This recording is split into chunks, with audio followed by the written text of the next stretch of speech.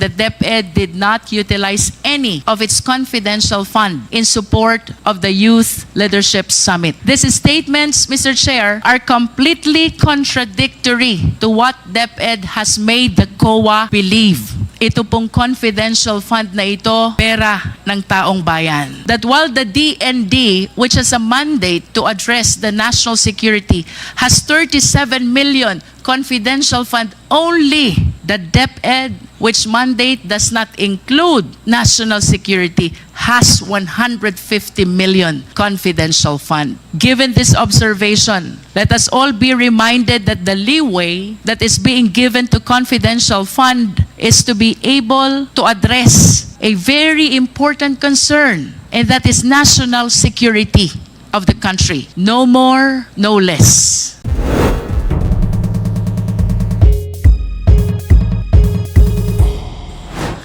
You have a letter here, General Bahaw. This is about the 9 Youth Leadership Summits.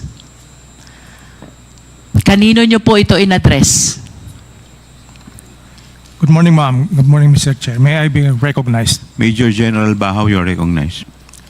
Thank you, Mr. Chair. Ma'am, I addressed the letter to Yusek Nolasco Mempin po, updating him of the YLS conducted in my division then. And similar to the questions that were propounded to the 3 other AFP officers, kapag ho ba nagwa-YLS kayo, sinong gumagastos? Ma'am, sari-sariling agency po na nagpa-participate dito ang gumagastos. Sa amin po, more on facilitation and security, kami po ang gumagastos sa sarili naming mga tropa. And with respect to the children and the youth who are the participants, do you confirm what they said already? LGU ang gumagastos? Yes, ma'am. At kanina po sinabi din ni General Memfin, balikan ko si General Memfin, sabi niyo po, General, wala talagang gastos ang DepEd dito? To You be stated clear, that kanina. because as I was asked if the confidential funds issues for the conduct of wireless, so it's clear that no funds is downloaded or given to the Philippine Army for the use of the conduct of wireless, but if confidential fund is given General, to informers that is DepEd. tantamount to saying na walang gastos ang DepEd sa inyo. When you said that they did not or DepEd did not download any fund to the military. Tama? That's correct, Your So, Honor. and what you wanted to Mr. say, walang ginastos ang DepEd sa taga-military when it comes to the Youth Leadership Summit. Do you confirm that? That's, I confirm, that's correct, Your Honor, Mr. Chair. Mr. Chair, I am very much surprised, but let me wrap up and make this manifestation before I yield to the other members of the committee.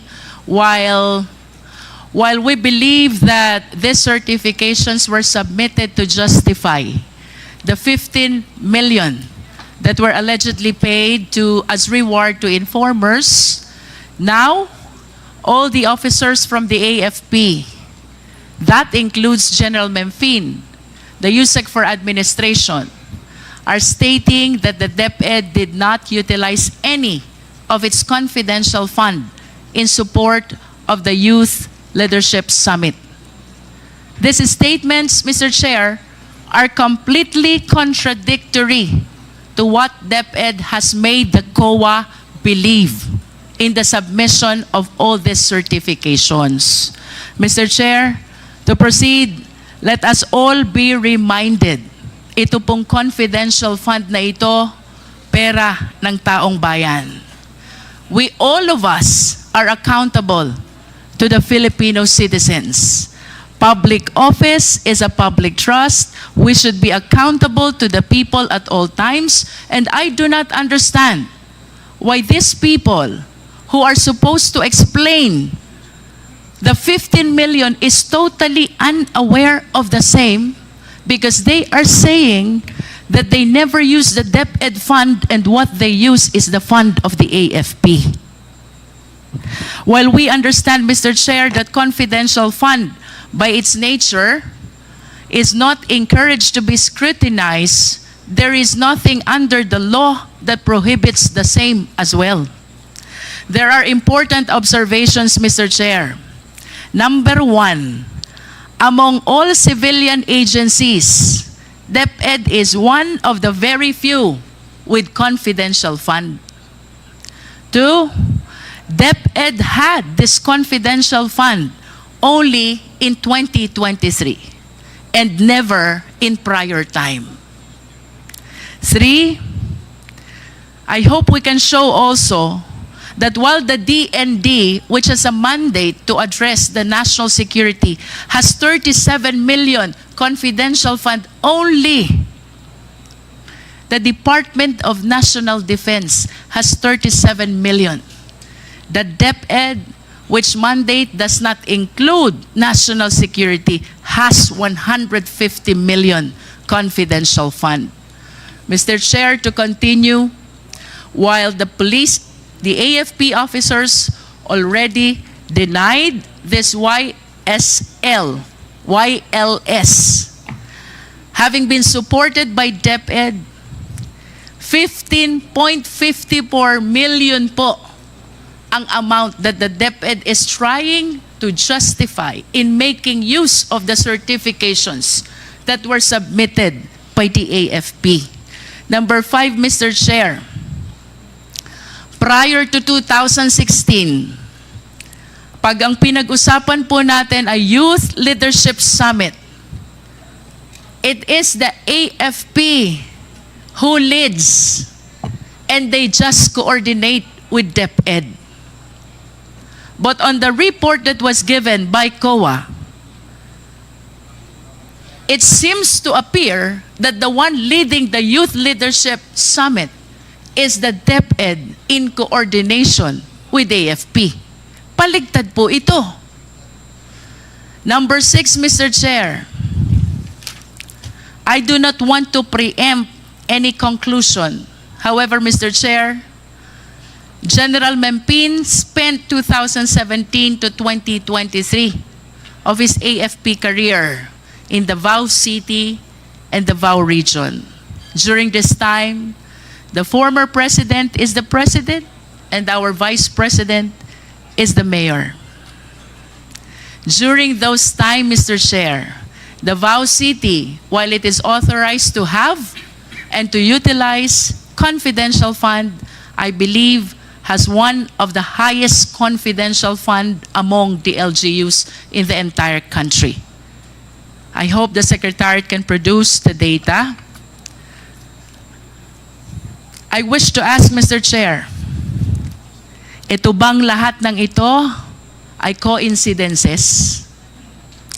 Given this observation, let us all be reminded that the leeway that is being given to confidential fund is to be able to address a very important concern, and that is national security of the country. No more, no less. The procurement and the liquidation were made liberal in recognition of the significance of the purpose of the confidential fund. However, Mr. Chair, if there are glaring indications of irregularity already, as those that we have mentioned, plus the admission of the AFP, is it not that COA should address its mandate of making sure that all receipts and all expenditures are duly accounted for the Filipino people? Question number 1, since when has irregularity in confidential fund been happening? 2, what has COA done so far with respect to its accounting rules in order to address the irregularity? And 3, will COA simply brush aside these irregularities, especially with the admission of the AFP that they were the one who spent for the 15 million Youth Leadership Summit and not the Department of Education. Let us remember, regardless of which office in the government we belong, public trust always carries accountability. To tone down the mood of our investigation at para mas maintindihan po ako ng mga tao, mayroon hong prominent na line sa pelikulang Star Wars. Ang sabi, comes with great power is great responsibility. If you translate this to constitutional language, let us all be reminded, public office is a public trust. The trust that is given to us by the people carries with it due accountability. Thank you, Mr. Chair.